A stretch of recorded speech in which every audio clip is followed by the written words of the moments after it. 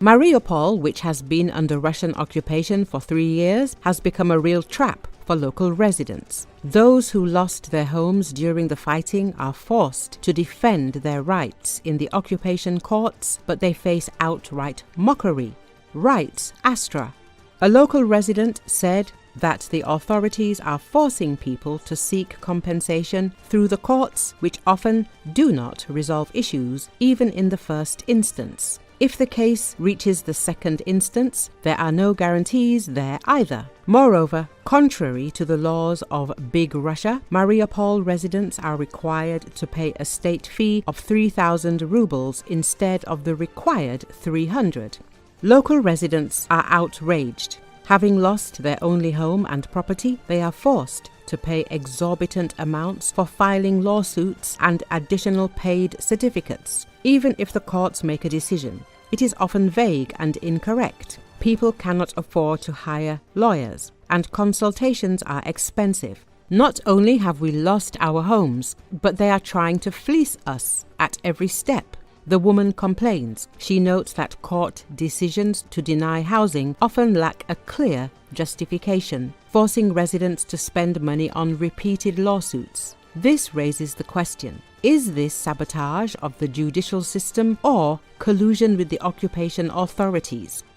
Back in January, residents of Mariupol who lost their homes due to military actions addressed Putin with posters reading "Homeless." The houses were demolished without the consent of the residents. New housing was promised, but now mortgage complexes are being built on the site of the destroyed houses. It is impossible to pay such loans with their income.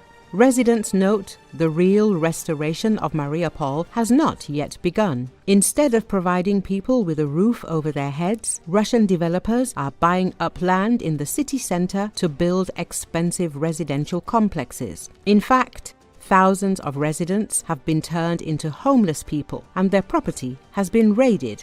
Russian propaganda continues to claim unprecedented rates of restoration of Mariupol and happy life of its residents. But in reality, restoration results in the eviction of native residents and transfer of their housing to elite developments. The Kremlin reports on the restoration of the city, but behind the beautiful reports hides a harsh reality. Hundreds of people are deprived of housing, and court decisions have been turned into an instrument of pressure. The occupation administration not only does not help the residents, but also makes their situation even more humiliating.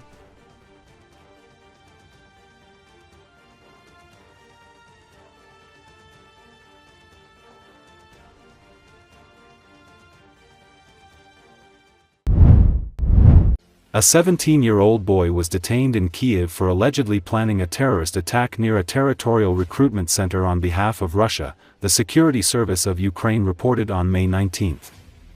A minor previously suspected of arson targeting military vehicles has been rearrested in Ukraine after allegedly planning a terrorist attack under the direction of a Russian FSB handler, the Security Service of Ukraine reported.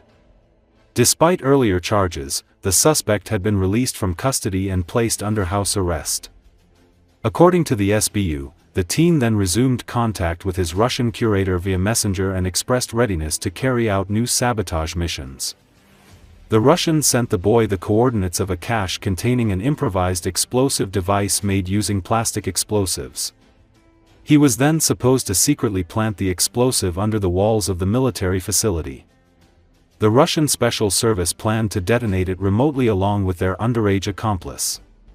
SSU officers detained the suspect red-handed as he retrieved the explosive from the cache and was heading toward the designated place.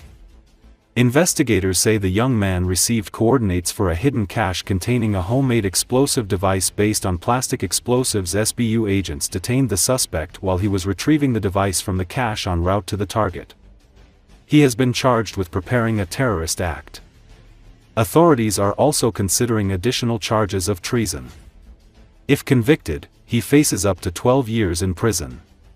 Previously, media reported that, according to Alina Semikina, SSU head advisor, more than 600 individuals have been identified in Ukraine as having been recruited by Russian special services to carry out arson, terrorist attacks, and sabotage.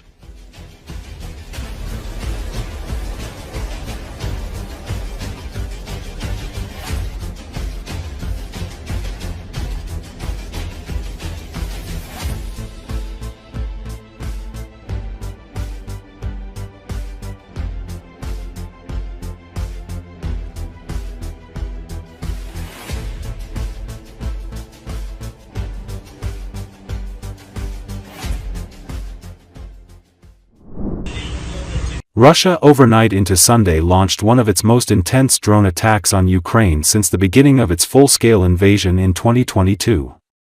According to Associated Press, Russia fired a total of 273 exploding drones and decoys overnight, Ukraine's Air Force said. Of those, 88 were intercepted and a further 128 lost, likely having been electronically jammed. The attacks targeted the country's Kiev, Dnipropetrovsk and Donetsk regions.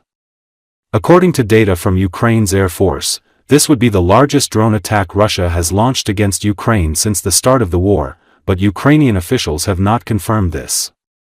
The number of drones fired exceeds Russia's previous largest known single drone attack of the war, when Russia pounded Ukraine with 267 drones on the eve of the war's third anniversary. Kyiv Regional Gov. Mykola Kalashnik said a 28-year-old woman was killed in a drone attack on the region and 3 other people, including a 4-year-old child, were wounded. Meanwhile, Russia's defense ministry said its air defenses shot down 7 Ukrainian drones overnight, and a further 14 on Sunday morning. The attacks came after the first direct talks between Moscow and Kyiv in years on Friday failed to yield a ceasefire.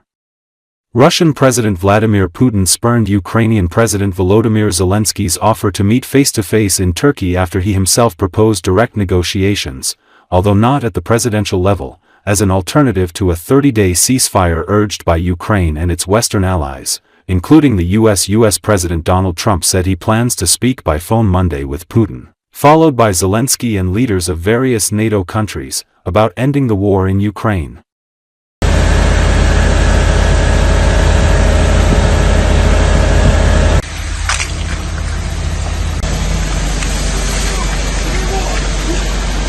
Попробую залить.